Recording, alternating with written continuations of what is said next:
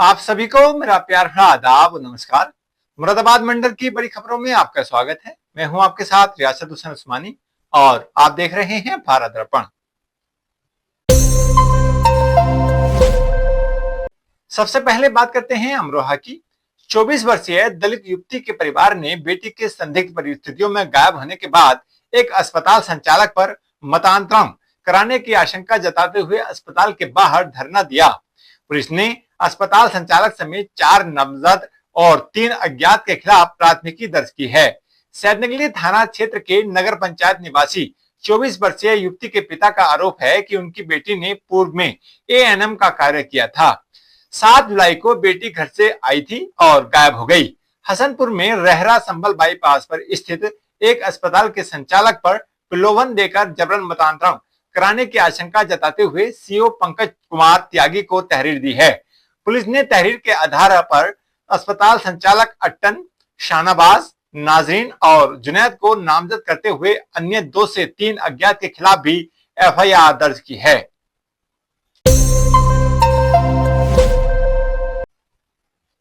आगे बढ़ते हैं और बात करते हैं बिजनौर की। कचरा खरीदने गए युवक को वापसी में उसके साथी नशे की हालत में उसके घर छोड़ गए। देर रात उपचार के दौरान उसकी मौत हो गई। परिवार ने जहरीले पदार्थ से मौत होने की आशंका जताते हुए शव का पोस्टमार्टम कराने की मांग की है। कस्बे से सटे पीपला जागीर निवासी 24 वर्षीय राहुल प्रजापति घर घर से कचरा खरीद कर बेचने का काम करता था। रविवार को वह अपने गांव निवासी टिल्लू और हसुपुरा निवासी शमीम के साथ गजरोला गया था। बताया जाता है कि वापसी में राहुल ने वहां शराब पी। देर रात राहुल और उसके साथी नूरपुर आ रहे थे तो रास्ते में पेट्रोल खत्म होने पर शमीम और टिल्लू ने सोए हुए राहुल को उठाने का प्रयास किया तो वह बेहोशी की हालत में पड़ा रहा। दोनों राहुल को उसके घर ले गए जहां निजी चिकित्सक द्वारा उसका अस्पताल में उपचार किया गया और टिल्लू एवं शमीम अपने घर चले गए। आगे बढ़ते हैं और बात करते हैं मुरादाबाद की।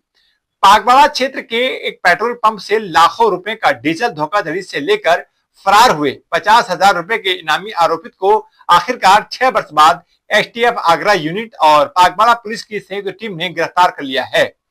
फरार चल रहा मध्य प्रदेश निवासी दीपक राय लगातार अपने ठिकाने बदलकर पुलिस से बचता रहा है, लेकिन सोमवार को मिली सटीक सूचना के आधार पर उसे दबोच लिया गया। पुलिस ने आरोपित को न्यायालय में पेश किया जहां से उसे न्यायिक हिरासत में जेल भेज दिया गया है। पुलिस के अनुसार पागवाड़ा के लोधीपुर राजपूत निवासी हर्षवर्धन ने 31 जुलाई 2020 को पागवाड़ा थाना क्षेत्र में पागवाड़ा के थाने में धोखाधड़ी का मुकदमा दर्ज कराया था। शिकायत में बताया गया था कि 6 अगस्त 2020 को मध्य प्रदेश के ग्वालियर निवासी दीपक राय अपने 2 साथियों के साथ बदायूं के उझारी निवासी रशीद और मुंशी के साथ उनके पेट्रोल पंप पर पहुंचा था। बढ़ते हैं मुरादाबाद की अगली खबर की ओर। गुरु जम्भेश्वर विश्वविद्यालय के निर्माण की तीसरी मियाद यानी 31 जुलाई 2026 भी अब करीब आ गई है, लेकिन कार्य अभी तक पूरा नहीं हो सका है। निर्माण में शुरुआत से ही देरी होती रही है।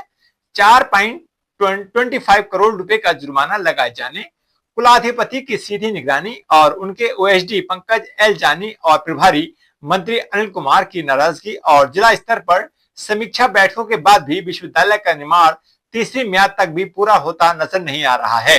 स्थिति यह है कि अब तक कोई भी तल ऐसा तैयार नहीं है जिसमें कक्षाएं संचालित हो सकें या विश्वविद्यालय के प्रशासनिक अधिकारी बैठ सकें।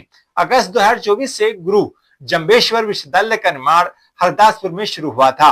विश्वविद्यालय का निर्माण 23 फरवरी 2026 तक पूरा कर प्रशासन को हैंडओवर किया जाना था, लेकिन तब निर्माण पूरा न होने पर पहली म्याद बढ़ाकर 31 मई 2026 की गई थी।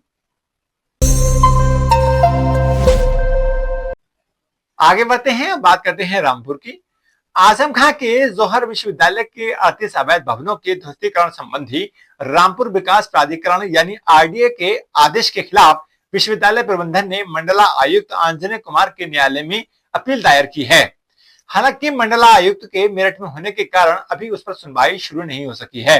2 पैन कार्ड के मामले में न्यायालय से 10 वर्ष की कैद की सजा सुनाए जाने के बाद पिछले वर्ष नवंबर से सपा नेता मोहम्मद आजम खान रामपुर जेल में बंद हैं। इस प्रकरण में उनके बेटे अब्दुल्ला आजम खान को 7 वर्ष की कैद की सजा सुनाई गई है।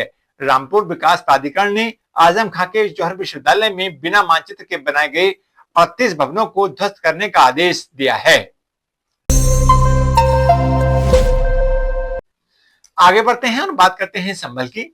समाजवादी पार्टी के सांसद जिया उर रहमान बर्क ने मुख्यमंत्री योगी आदित्यनाथ के संभल दौरे और उनके भाषण पर पलटवार करते हुए कहा है कि मुख्यमंत्री तुर्क शब्द से डरते हैं।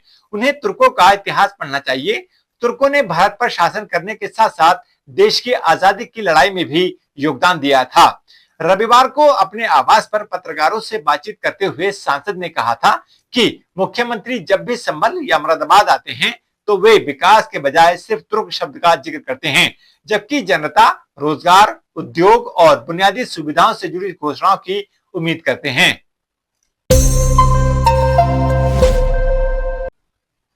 तो ये थी मुरादाबाद मंडल की बड़ी खबरें। ऐसे ही खबरों के लिए देखते रहिए भारत दर्पण। चैनल को सब्सक्राइब भी करें ताकि ये खबरें सबसे पहले आपके पास पहुंचे। धन्यवाद।